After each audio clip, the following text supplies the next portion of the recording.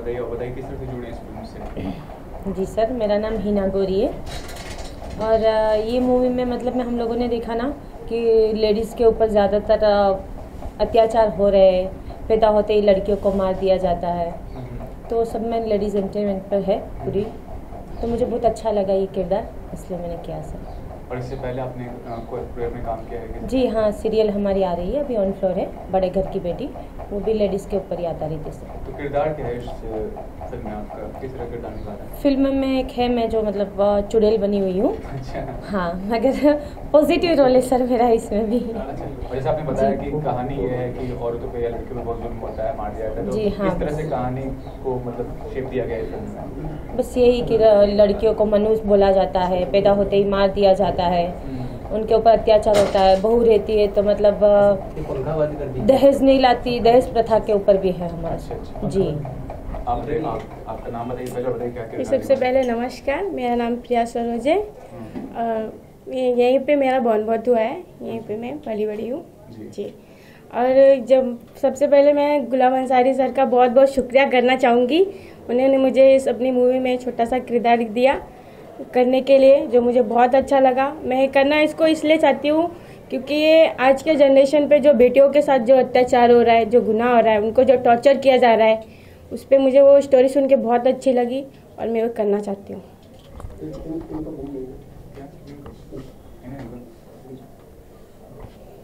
Ma'am, ये किरदार जो है आपका बहुत भयंकर आपका किरदार है। जी सर।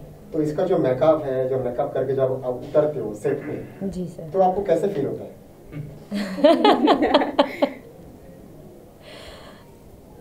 मेकअप करके उतरते मतलब जो अपनी कैरेक्टर है वो कैरेक्टर में मैं उतर जाती हूँ सर। नहीं, अभी आप इतने खूबसूरत है, अरे इतने thank you, माशाल्लाह। उसके बाद जब मेकअप करने के बाद आप जब उतरते हो तो क्या फील होता है? कैसे मतलब पब्लिक के आप डराएंगे कैसे? सिर में डरा दूंगी सर, वो जो कहानी है वो कहानी पे मैं डरा सकती हूँ सर। सेट पे डायरेक्टर साहब आपको डांटते हैं कुछ, मतलब जो? नहीं सर, बहुत केयरिंग करते हैं, बहुत प्यार से समझाते हैं हम लोगों को। गाना कैसे है फिल्म के अंदर? बहुत अच्छे गाने हैं सर। ओके, ये फिल्म कब तक आएंगे मार्केट में, कुछ आइडिया? इंशाल्लाह नेक्स्ट मंथ के एंड तक आ जाएगी सर। ओके, इसके बाद आपका मन में क्या है? कोई एक शाहरुख, सलमान, अक्षय, इन तीनों के साथ में काम करना आप चाहते हो?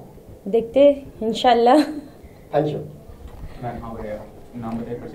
नमस्ते, मेरा नाम है निशा खान और सबसे पहले मैं गुलाम अंसारी जी का शुक्रिया अदा करूंगी कि मैं एक हाउसवाइफ थी और अंसारी जी ने मुझे यहाँ पर इस मंच पर लाया कि उन्होंने मुझे बोला कि आप में कुछ है बात, तो उन्होंने मुझे इस मूवी में काम करने का मौका दिया।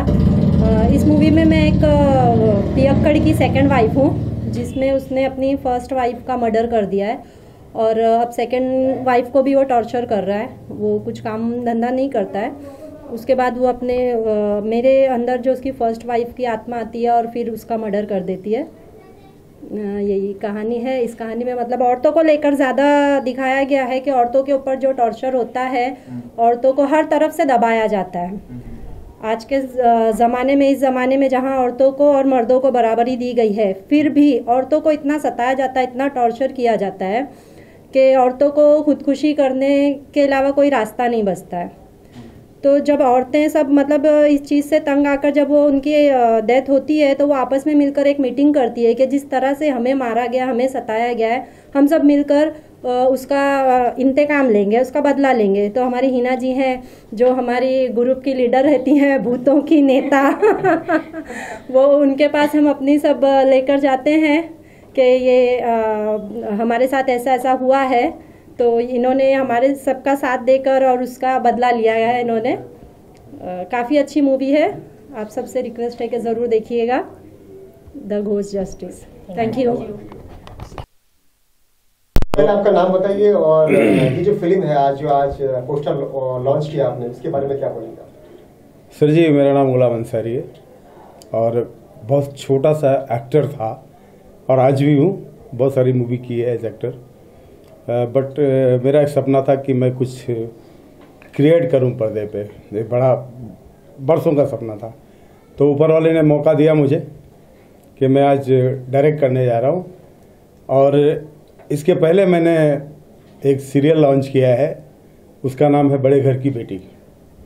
उसमें भी हमारी हीरोइन है हिना जी, जो बहुत ही सिंपल लेडी का कैरेक्टर निभाया है और पब्लिक की सहानुभूति हासिल की है उन्होंने अपने एक्ट से। और अभी जो लॉन्च किया है मूवी, यह है द घोस्ट जस्टिस। बरसों का हमारे असिस्टेंट मिस्टर मृत्युंजय, जो बहुत अच्छे राइटर भी हैं, हम और दोनों मिलकर ये सब्जेक्ट को सजेस्ट किया और हम आज वहाँ तक पहुँच गए हैं कि वो सपने पूरे हुए जो हम दोनों ने देखे थे। और बरसों से मुझे एक ऐसे कैरेक्टर की तलाश थी कि जो मेन घोस्ट का किरदार निभा सके। मैंने बहुत सारी लड़कियों का इंटरव्यू लिया, ऑडिशंस लिए, लेकिन नहीं अच्छा लगा। और हमारी जो हीरोइन है हिना जी, हमारी पार्टनर भी हैं, प्रोड्यूसर्स भी हैं और एक्टर भी हैं। फिल्म के अंदर क्या ऐसा नया है जो सर जी, मैं नई चीज़ ही बताने जा रहा हूँ, ज़रा थोड़ा स्क्रीन प्ले के साथ आपको समझ में आएगा। पहले तो किसी भी कैरेक्टर को या किसी भी कहानी को लेके एक्टर एंड कहाँ स्टोरी की बहुत ज़रूरत होती है कि जो कास्ट हो। तो हमने घोस्ट के लिए जो कास्ट किया वो हिना जी को कास्ट किया। ये तो हैं बहुत खूबसूरत, घोस्ट बनने जैसे तो नहीं है, मगर इनकी जो हाईलाइट है, सबसे बड़ी हाईलाइट जो हमने पसंद किया वो इनकी थी हंसी, जो एक आत्मा हंसी है। तो मुझे डबिंग की ज़रूरत नहीं थी, मैंने इनकी हंसी को पसंद किया और इन्हें घोस्ट बनने का एक्ट किया, मैंने मौका दिया और इन्होंने निभाया भी बहुत है अच्छी तरह से और आगे भी निभाएंगे। और इस स्टोरी में जो मैं आपको बताने जा रहा हूँ, ये स्टोरी एक सामाजिक है सर। हमारे हिंदुस्तान में, हमारे भारत देश में बोलते हैं कि नारी प्रधान है, मगर मैं तो आज तक क्रिएशन मेरी लाइफ का यही रहा कि नारी तो प्रधान भी नहीं है और उसमें उसका कोई अस्तित्व ही नहीं है लाइफ में। जहाँ देखो उसको सताया, जहाँ देखो उसे मारा जाता है, जहाँ देखो उसको तिरस्कृत किया जाता है, हर तरह से उसे परिणित किया जाता है। इन बिटवीन कि अगर पेट में लड़की हुई तो आज की जनरेशन चाहती कि मुझे लड़का चाहिए, लड़की समझकर उसको मरवा देते हैं, ऑपरेशन करवा देते हैं। तो भी तो एक जान है, वो भी तो आत्मा बन के भटकती है और जिसे अधूरी लाइफ में मार दिया जाता है, वो हमारे मुस्लिम में भी कहते हैं रूह भटकती है, रूह मरती नहीं है। तो हमने आत्माओं के जरिए ये दिखाया कि आत्मा भी एक जान है और ये परफेक्ट है। लोग तो बोलते हैं नहीं, ये नहीं, भूत प्रेत है, नहीं है, कुछ भी नहीं है, लेकिन मैं जानता हूँ कि दुनिया में जहाँ इंसान है वहाँ शैतान भी हैं। तो हम ये दिखाया कि भाई देखो कि हमें इस तरह से मत मारिए और हम आत्मा बन के जब हम इकट्ठा होंगे तो फिर हम किसी को नहीं छोड़ेंगे। और ये मेरे लिए बहुत अच्छी बात है कि आत्माओं के जरिए अगर लोगों का बदला लिया जाए तो ये बहुत अच्छी बात होगी। दोबारा कोई इंसान फिर इस इंसानियत का मर्डर नहीं करेगा, ना ही किसी की हत्या करेगा और ना ही कभी भ्रूण में, इसके पेट में जो ऑपरेशन होते हैं लड़कियों के लिए। एक छोटी सी आत्मा कहती है कि भाई, वो बड़ी आत्मा जो हमारी पूछती कि भाई तुम किस लिए मारे गए, तो बोले मेरा कसूर यही था कि मैं लड़की थी और इस हिंदुस्तान में पैदा हुई। हम कहाँ नहीं भटके, लेकिन हर जगह मुझे मारा गया। मुझे लगा कि हिंदुस्तान में मैं बचूंगी, मगर वहाँ भी नहीं बची। तो सर जी यही कहानी है। और आप इतने सालों से फिल्म लाइन में है, आपने वो दौर आपने देखा है, लेकिन आज का दौर है, इसमें फर्क क्या है ये दोनों दौर? सर जी बहुत फर्क है। पहले एक्टर जो प्रसन्नता उन्हें होती थी कि मुझे एक्टिंग अच्छी मिली, मुझे कला अच्छी मिली, मुझे रोल अच्छा मिला। लेकिन आज का जनरेशन ऐसा है कि उन्हें पैसों की ज़रूरत है। जहाँ पैसा है फिर वहाँ कला नहीं है। कला जब आगे बढ़ेगा तो पैसा अपने आप ही आएगा। और बड़ों का रिस्पेक्ट करना, पहले हमारे ज़माने में हमारे फर्स्ट इंट्रोडक्शन हमारे मेकअप दादा, रईस दादा कि जैसे लोगों का पैर छूते थे अच्छे एक्टर, उसके बाद बारी आती थी कैमरामैन का, उनके पैर छूते थे। जब वो शॉट देने के लिए रेडी होते थे तो डायरेक्टर के पैर छूते थे। लेकिन मुझे अफसोस कि अब तो ये प्रथा ही नहीं रही है। ये फिल्म कब तक मार्केट में आएगी? सर जी अभी तो इसकी शूटिंग चल रही है, मे भी दिसंबर या 1 जनवरी 2018। बिग बॉस की बात किया जाए, आज बिग बॉस में इतना गंदगी हो रहा है, इतना मारामारी हो रहा है, ये फाइटिंग हो रहा है, उसके लिए कुछ बात करेंगे सर? सर जी आपको बताऊं कि ये बिग बॉस, ये सारी चीज़ तो मुझे एक्चुअली पसंद ही नहीं है। ये आल द छिछोरापन, और मुझे अफसोस है कि इतने बड़े बड़े स्टारों के पास टाइम है जो वहाँ पे मगजमारी करते हैं, बकवास करते हैं। ये आल द बकवास। जाते जाते एक बात है, दिवाली का शुभ मौसम है, आज बड़ा दिवाली है, तो उसके क्या बोलेंगे आपकी जनता को, आपके पब्लिक को? मैं जनता को और मेरे अपने हिंदुस्तानी भाई बहनों को, बच्चों को, सबको बधाई दूंगा कि इस तरह हर्षोल्लास के साथ दिवाली मनाई जाए। वो चाहे हिंदू हो या मुसलमान है, सारे भाई मिलके इस शुभ अवसर को अच्छी तरह से मनाई जाए और खुशियों से मनाई जाए। ये मेरी आशा है, ये उम्मीद है। Thank you so much sir. मेरा नाम राहुल सक्सेना है और मैं इस फिल्म का डीओपी हूँ। ये फिल्म की जब प्लानिंग चली तो हम लोग बैठे और यही हुआ कि एक फ़िल्म बनाई जाए जो हॉरर है, और क्योंकि लोग काफ़ी पसंद करते हैं हॉरर, तो उसके लिए कहानी की ज़रूरत थी। तो ये हुआ कहानी की अच्छी चाहिए, तो हमारे राइटर मृत्युंजय जी काफ़ी अच्छी कहानी लिखे और बातें हुई हमारी, तो हम लोग सोचे चलो एक फ़िल्म बनाया जाए, और फिर वो डिस्कस होके ये फ़िल्म की शुरुआत हुई। आप जैसे राइटर हैं, किस तरह की कहानी है और क्या प्रेरित करता है? मैं तो सबसे पहले तमाम लोग दर्शकों को मैं हार्दिक अभिनंदन करना चाहूँगा। हम सबसे पहले डायरेक्टर साहब का मैं शुक्रगुजार हूँ, गुलाम अंसारी जी का। तो क्योंकि हम लोगों का एक पहले से ही एक वैचारिक लेवल बहुत अच्छा था। जब हम लोग मुलाकात करते थे तो कहानियों की बातें करते थे, अच्छी फिल्म के बारे में बातें कर रहे थे। तो इस दफ़ा हमको बुलाया कि मृत्युंजय ऐसी सी बात, क्योंकि मैं डायरेक्शन में भी हूँ, सबका क्रिएटिव डायरेक्टर में जुड़ा हूँ यहाँ। तो क्योंकि मैं जब उनसे बात करता था तो स्त्री की बातें आती थी, स्त्री की बातें। तो इसे उससे पहले तो एक सीरियल बनाया उन्होंने, बड़े घर की बेटी, तो भी वुमेन ओरिएंटेड कहानी थी। और ये कॉन्सेप्ट सुना है कि भाई हॉरर करना है। तो अभी क्या है ना कि मुझे लगा कि भाई हॉरर अभी लगातार विक्रम भट्ट भी अभी लगातार बना रहे हैं सिनेमा, कई सारी सिनेमा नहीं चली, तो मुझे लगा कि क्यों नहीं एक अच्छी सब्जेक्ट पर काम किया जाए। लेकिन जब सर ने बताया कि यार एक आत्मा है, एक आइडिया बताया, और आइडिया इतना खूबसूरत आइडिया था कि आत्मा जो बदला लेती है, तो मुझे अच्छा लगा। क्योंकि हमारे समाज में छोटी छोटी गैग्स इतने हैं ना, छोटी छोटी घटनाएं हैं, चाहे भ्रूण हत्या की हो या स्त्री का जो 200 साल से जो लगातार, चाहे धर्म के हमारे धर्म के जरिए हो, समाज के जरिए हो, हमारे परिवार के जरिए हो, सब जगह शोषित हैं। तो एक बहुत अच्छी लगी कि यार हम उन चीज़ों को लेके हम डिज़ाइन करना चाहते हैं। तो एक चीज़ अच्छी लगी कि आत्मा बदला लेता, तो हम बोले ठीक है कि पूरे वर्ल्ड में देखा जाए लिटरेचर में भूत के कहानियों के बारे में, तो मैंने पढ़ा भी है, देखा कि पूरे देश में व्याप्त हैं, लोग यकीन भी करते हैं और कहीं न कहीं चीज़ें कहते हैं कि यार यहाँ घटना घटा, वो घटना घटा। फिर मेरे अंदर एक सवाल आया, बहुत बड़ी सवाल आया। ये सवाल आया कि अगर ठीक है कि हम जो स्त्रियाँ हम पुरुषों के जरिए शोषित होती हैं, मार दी जाती हैं, आखिर वो आत्माएं आखिर बदला क्यों नहीं लेती है? वो हम कहते हैं कि दूसरी दुनिया है, देखा नहीं है, लेकिन अब माना जाता है और धारणाएं हैं, तो क्यों नहीं? तो मुझे लगा इस कहानी के ज़रिए हम एक संवेदन हम जो स्त्रियों को दे सकते हैं, जो अलग अलग घटनाओं के ज़रिए स्त्री मारी जाती हैं, शोषित होती हैं और दूसरी दुनिया जाती हैं। हम लोगों का जो एक धारणा है, एक आत्माएं हैं, भूत है, प्रेत है, तो आखिर ये बदला क्यों नहीं लेती हैं?